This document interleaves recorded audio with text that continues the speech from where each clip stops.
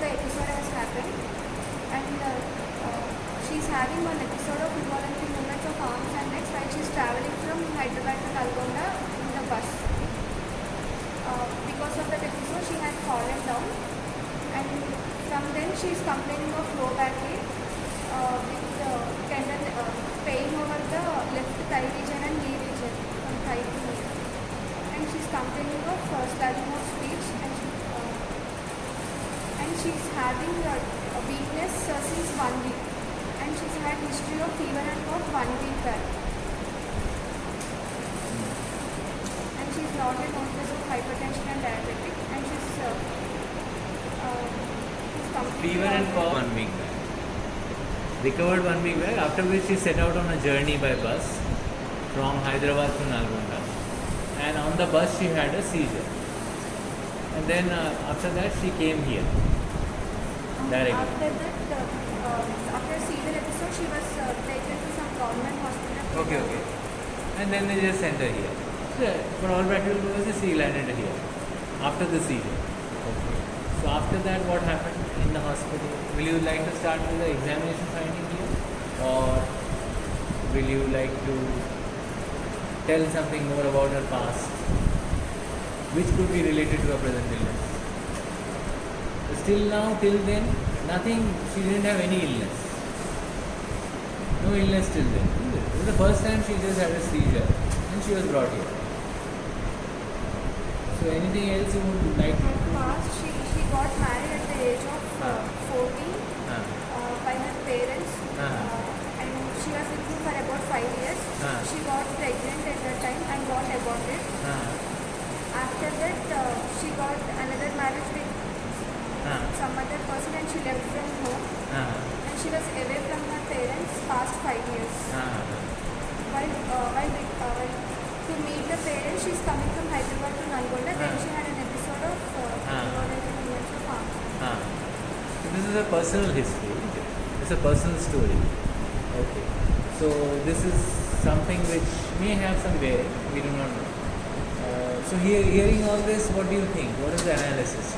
Can we analyze this issue other than the fact that here the lady who has had a seizure, and can we go further as to the etiology of the seizures?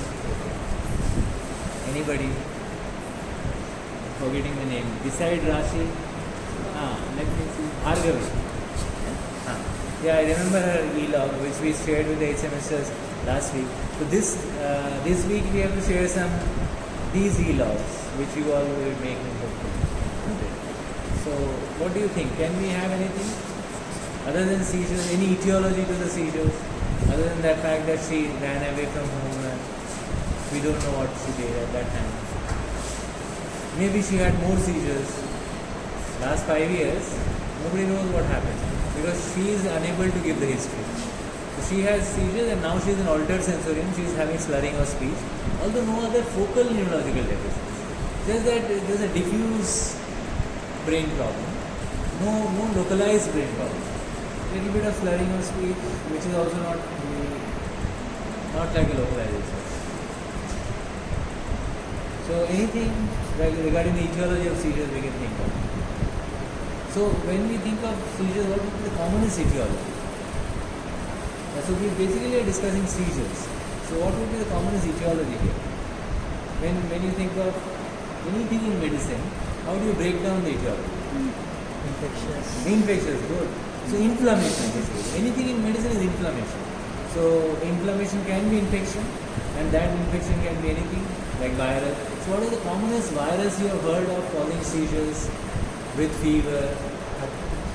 Herpes simplex virus, good. What else? Very common in India and Japanese bee encephalitis, isn't it? Okay. Plus, so this will be directly affecting the encephalon, the brain. May not be even affecting the meninges. It's just seizures with nothing else. Could be encephalitis. The CSF will be normal. But seizures with the CSF abnormal, showing let's say 500 cells, raised protein, would be meningitis. And maybe encephalitis also. So meningoencephalitis. Isn't it? So this is one, infection due to viruses, bacteria, protozoa. Now here everything comes. Protozoa, fungi, anything could be a possibility. But she is not considering meningitis. Why? Because of some examination finding which we will clarify. Now that's why she may not have done a lumbar puncture also. Now what else other than this for the seizure? Inflammation, infection, what else? Neoplasm. Huh? Neoplasm. Neoplasm. Yeah.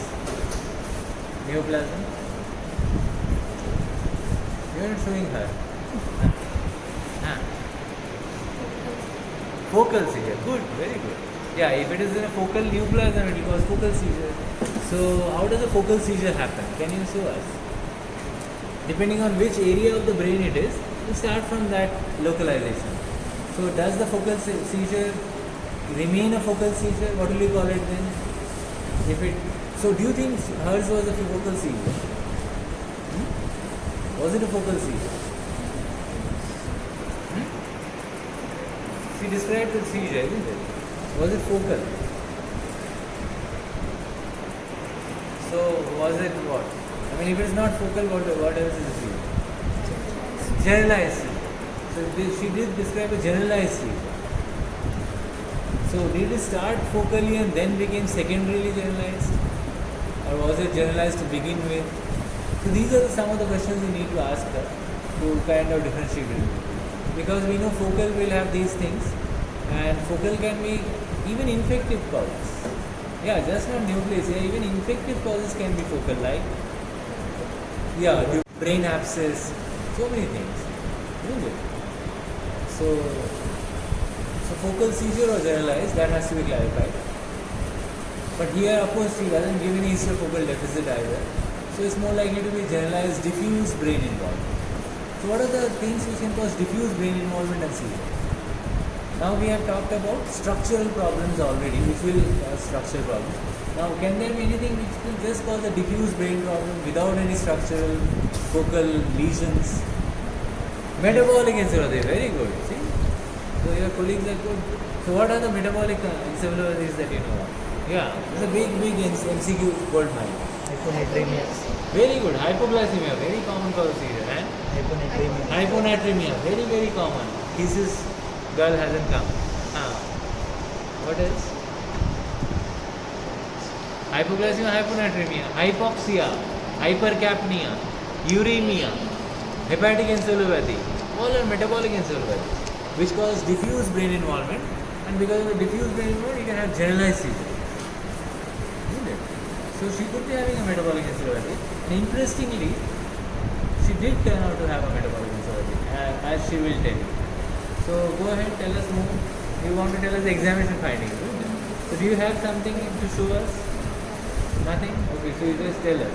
Yeah, you should think that you should show us as much as possible except the face.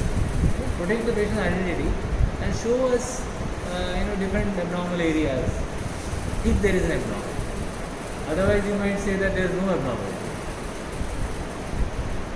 Okay, go ahead. Tell us. Presentation January, patient is conscious and she's oriented. She was oriented and conscious. Not That's interesting. comfortable. Huh? She's conscious and oriented but not comfortable and she's having pain, low back Pain, yeah. That's okay. That means she was absolutely normal in the casualty. So something happened after coming here. That's very interesting. Okay, go ahead. And after few hours, had a consciousness to deteriorated. She Yeah, but when you saw her in the casualty before few hours, what did you see? I mean, you saw a normal person who was normally oriented. What next did you do? her tone was normal. CNS was normal, okay. That's very short, yeah. Extensors. Planters were extensor, even when she was oriented and everything. Okay, so post seizure you may have a plantar extensor. I don't know why. Okay then. And the reflexes like knee reflex and hip, all deep internal reflexes are absent. Absent. All the deep tendon reflexes are absent. So you don't have anything to show us of that. Like yesterday they showed us all the deep tendon reflexes, but you don't have any. Who's your intern? Like he was helped a lot by Aditya, who's just come back the next day because I believe she's here for 3 days now. Isn't it? What happened to the reflexes later? So also the planters planters are mute. Acha, previously it was extensive, which was not video. Now it is mute, again not video, and reflexes are still areflexic. So we need some good explanation for this.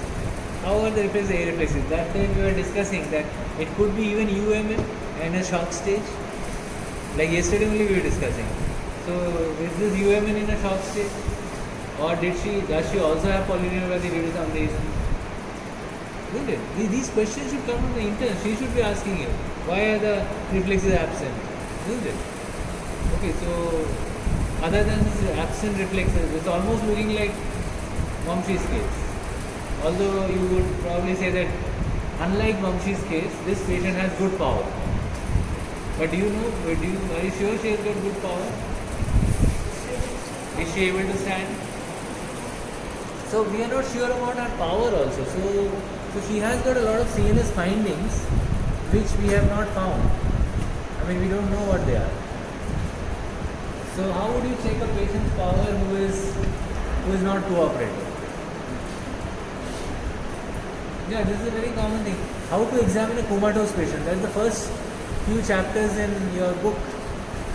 Examination of coma patients. How will you do a CNS examination to basically get the same information? Motor power, what is the motor power? How will you sketchily figure it out? So a person who is still comatose, if he has the power, he will be moving his hands and legs against gravity. Isn't it? Particularly if the person is delirious, the person may be running around if you don't tie him down to the bed.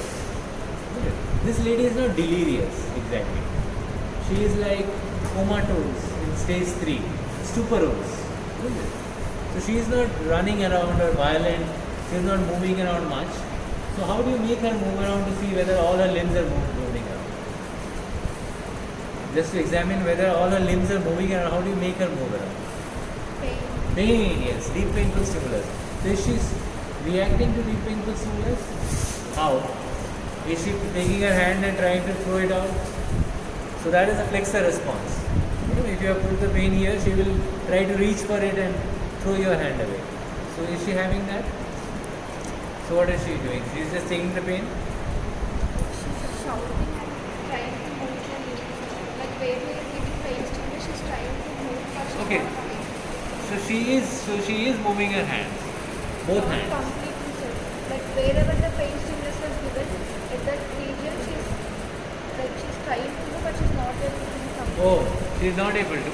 So you mean to say there is a loss of power? Is it? So how is she not able to? Which muscles are supposed to act on that particular point? Those things need to be noted. So if you had taken a video of those, not her face, but the areas which are moving, then Sophia could have told you, okay, this muscles are acting, and this muscles have this much power. It is moving from here to here. So it is just grade 3 or grade 2, whatever.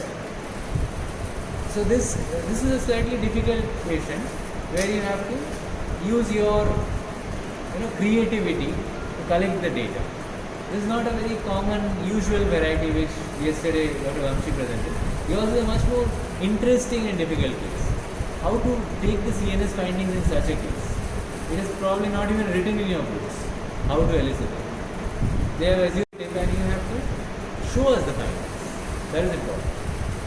So you are telling us, but again we are not able to visualize everything. You are saying we are giving thing and it is moving. So we don't know which muscle is moving and how it is moving. So which muscle is what grade we don't know. So that you have to sit with the interns and take some of that, maybe after this, and share with us. Just like Vamshi shared it, all those muscle groups. So find out. So you are saying that the CNS findings are query. We don't know, there is some weakness, but we are not sure. So we will take it as quadriparesis, which may be grade 3 by 5. Maybe quadriparesis, initially there was plantar also. So there could be some UMN, and that UMN could also be a metabolic transient thing. That's why it's fluctuating. Isn't it? So how does a metabolic brain lesion cause a UMN? A sleeping person will also have a plantar extensor, and comatose people have plantar extensor. So is it because of the UMN involvement, of the plantar tracts. So Supriya, what are the plantar synapses? We have been discussing this question again and again. So here you will find, because we are discussing daily, same question is coming back again and again to haunt you, because you have not already found the answer. So we discussed about plantar reflex, polysynaptic reflex. Then we also clarified again another day what kind of a reflex is plantar reflex and why it is polysynaptic. So some of you clarified that it is the L5S1 which is getting stimulated, L3, L4 is getting stimulated from above. The interneurons are getting stimulating them. But then we also know that it is not a closed pathway till L5S1 stimulating L3, L4. There is something till the brain and coming back. But what exactly is going to the brain and coming back, that we have still not found out. So we need to find that out. Isn't it? For such patients, to explain what happens to the plantar in such patients, any metabolic coma, why is it extensor, we need to go to that level of detail. Isn't it? So today we will hopefully do that. And so we have a patient with maybe quadriparesis, could be due to metabolic encephalopathy, and plantar extensor is supporting that, and that is it. Now what did you do next? Investigation. Yeah, so you sent some investigation. Like when you were sending the investigations, what was there in your mind when you were sending each investigation? Or is there anything called routine investigation? There is nothing called routine. Okay, so you must all realize that there is no routine investigation. Each and every investigation costs money, and you have to think twice before sending anything. So when you are sending hemogram, you have to explain why you are sending a hemogram. So what was the hemogram and why did you send it? Patient is looking pale. Okay, so before general examination you didn't tell us, you jump straight to the CNS. What else is in the general examination other than PALA? Nothing else? So because she was looking pale, you sent the hemogram, and what did it turn out to be? HP was around 3. Yeah, I think I forgot to take the image of that. Nikita brought me that file. I want to take the image. But hopefully somebody is making a log.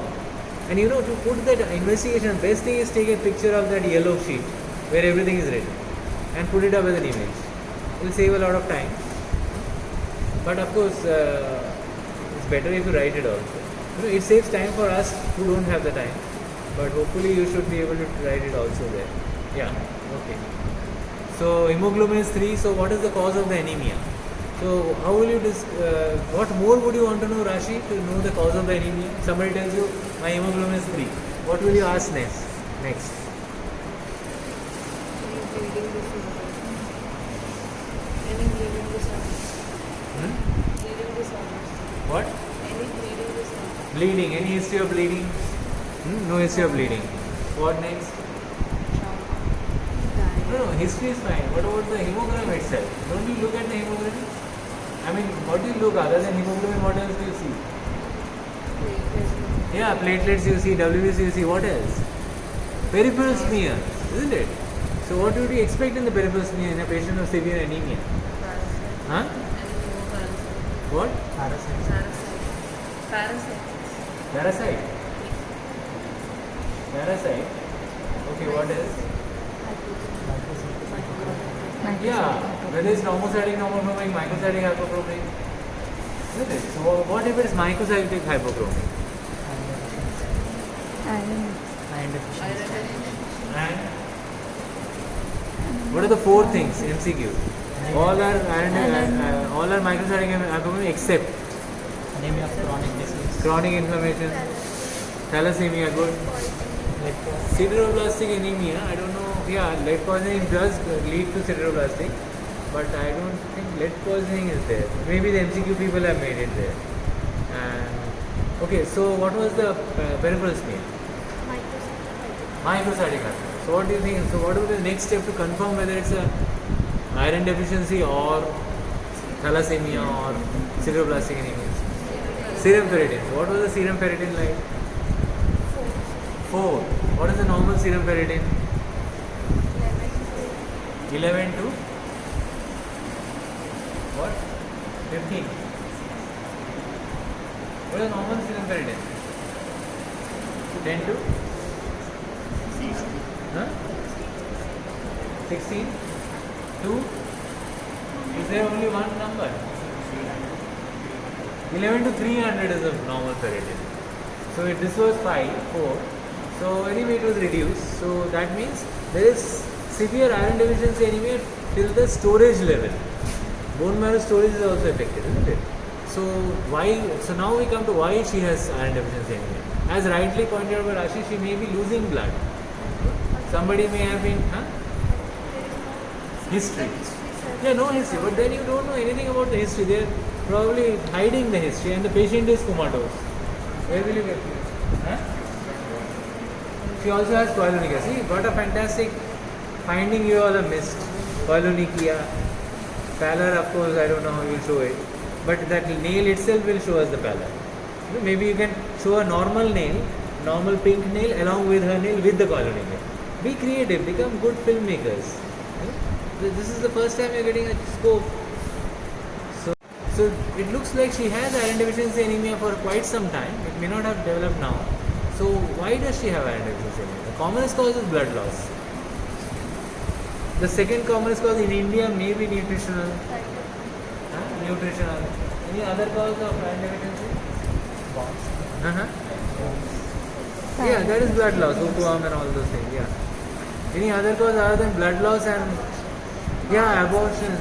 But then that was 5 years back. Huh?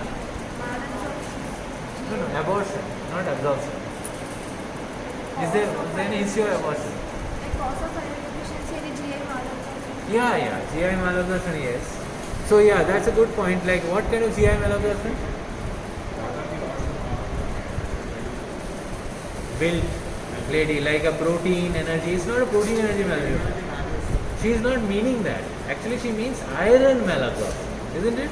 So what are the causes of iron reduced absorption? So now you have to know, for your MCQ especially, what is the iron cycle? How is iron absorbed into the body? What is the receptor in which part of the intestine, and how does it get into the system?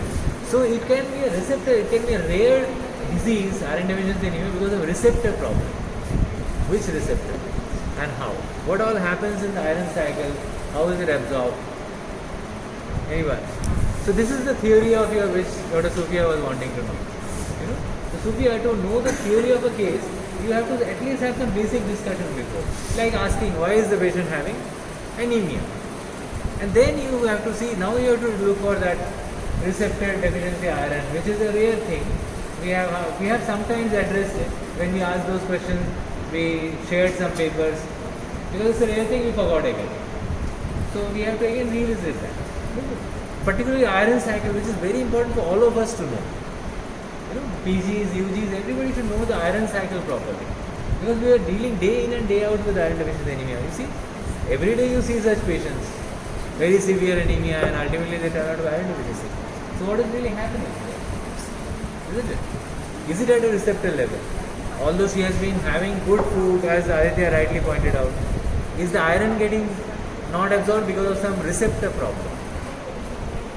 So what are the receptors? So I think you all know, this is an MCQ common. Where is iron absorbed? Very good, yes, duodenum.